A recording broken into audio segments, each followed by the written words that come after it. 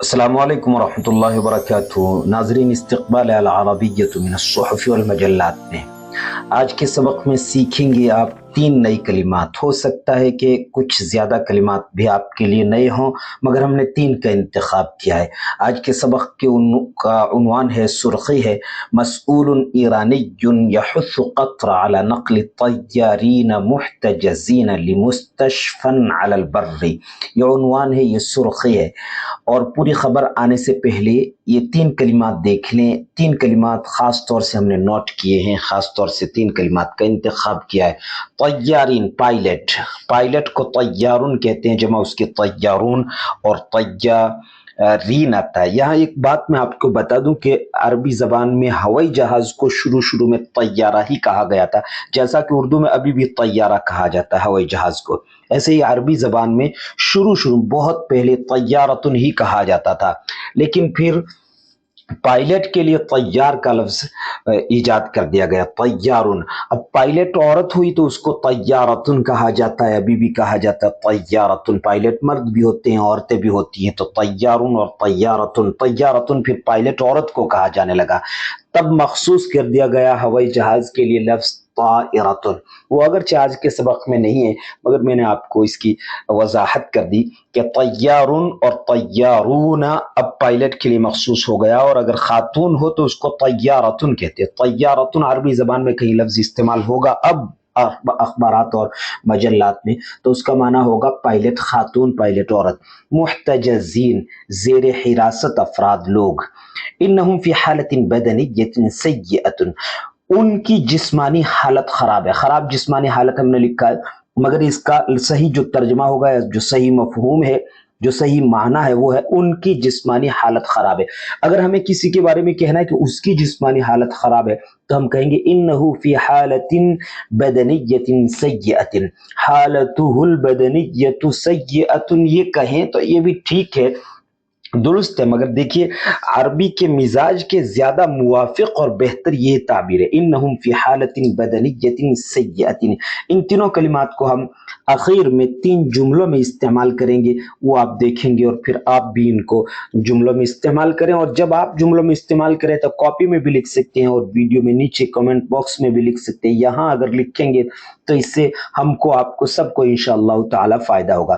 اب ہم خبر دیکھ لیتے ہیں، خبر کو پڑھ لیتے ہیں، اس کا ترجمہ دیکھ لیتے ہیں، اس کے بعد میں ان تینوں کلمات کے جملے ہم انشاءاللہ سمجھیں گے۔ مسئول ایرانی یحث قطر على نقل طیارین محتجزین لمستشفى على البر۔ مسئول ایرانی، ایرانی افسر، ایرانی اہلکار یا ایرانی عہدیدار۔ یحث، حتی یحث ابھی پہلے گزر چکا ہے ہمارے ایک ویڈیو میں، کسی کام کے لیے آمادہ کرنا، برانگیختہ کرنا، ابھارنا، تیار کرنا، دعوت دینا، یہ سب اس کے ترجمے ہوتے ہیں۔ اپیل کرنا، یہ بھی ترجمہ ہوگا۔ مسئول ایرانی یحث قطرہ، قطر غیر منصرف ہے، قطرہ ایک زبر اس پر پڑھیں گے۔ نقل معنی منتقل کرنا، طیارین محتجزین، وہی مستشفى ہاسپٹل کو کہتے ہیں، لمستشفى، یہ مذکر لفظ ہے۔ کئی لوگوں کو ہم نے دیکھا کہ مستشفى اس کے آخر میں یہ الف ہوتا ہے، تو وہ پڑھ لیتے ہیں کہ ایک الف مقصورہ جس کو کہتے ہیں، وہ تانیث کی علامت ہوتا ہے۔ حالانکہ ایسا نہیں ہے کہ وہ ہر جگہ تانیث کی علامت ہو، اس کی کچھ شرائط ہے، کچھ اس کی وجہ سے وہ جب پائے جاتے ہیں تبھی وہ غیر تانیث کی علامت ہوا کرتا ہے۔ یہاں یہ تانیث کی علامت نہیں ہے، اس لیے غیر منصرف بھی نہیں ہے، لمستشفن پڑھیں گے، لمستشفن علی البر۔ اس سلسلے میں ہم نے بہت سارے عربوں کو بھی غلطی کرتے ہوئے دیکھا کہ وہ بھی مستشفى کو مؤنث مان لیتے ہیں اور اس حساب سے اس کو استعمال کرتے ہیں، حالانکہ ایسا نہیں ہے۔ مسئول ایرانی یحث قطر على نقل طیارین محتجزین لمستشفى على البر۔ ترجمہ کریں گے عنوان کا، ایک ایرانی اہلکار یا ایک ایرانی عہدیدار کی قطر سے زیر حراست پائلٹس کو خشکی میں کسی ہاسپٹل، خشکی کے کسی ہاسپٹل میں منتقل کرنے کی اپیل۔ ذکرت وکالت التسنیم للانباء، وکالت التسنیم للانباء یہ نیوز ایجنسی کا نام ہے، تسنیم نیوز ایجنسی کا نام ہے، وکالہ کا معنی ایجنسی، للانباء خبروں کی۔ ان مسئولا عسکریا فوجی عہدیدار ایرانی دعا قطرہ، وہاں یحث استعمال ہوا، یہاں دعا استعمال ہوا، دونوں کے معنی ایک ہی، اپیل کرنا. قطرہ یہ مفعول بھی ہے. اليوم السبت الی نقلی، الی متعلق ہے دعا کی، یعنی دعا یدعو جس چیز کی دعوت دی جاتی ہے اس پر الی لگایا جاتا ہے، وہ الی ہے. یہ إلى نقل الطيارين الإيرانيين المحتجزين. محتجز، احتجز يحتجز سے اسم مفعول کا صیغہ ہے، زیر حراست لیے گئے، گرفتار کیے گئے. إلى مستشفى على البر، بر سمندر کا مقابل ہے، بحر کا مقابل بر خشکی. قائلا یہ حال ہے، قائلا حال ہے، اور دعا میں جو ضمیر ہے ہوا وہ ذو الحال ہے. قائلا إلى أنهم محتجزون في المياه، میاہ ماء ان کی جمع ہے. وإنهم في حالة بدنية سيئة. نیوز ایجنسی تسنیم نے بیان کیا یا بتایا ہے کہ ایک ایرانی فوجی عہدیدار نے قطر سے سنیچر کے روز، آج سنیچر کے روز، ایران کے زیر حراست پائلٹس کو خشکی کے کسی ہاسپٹل میں منتقل کرنے کی اپیل کی ہے، یوں کہتے ہوئے کہ وہ سمندر میں یا پانی میں زیر حراست ہیں اور ان کی جسمانی حالت بری ہے. ان کی جسمانی حالت بری ہے، اچھی نہیں ہے، خراب ہے، یہ زیادہ بہتر ہے.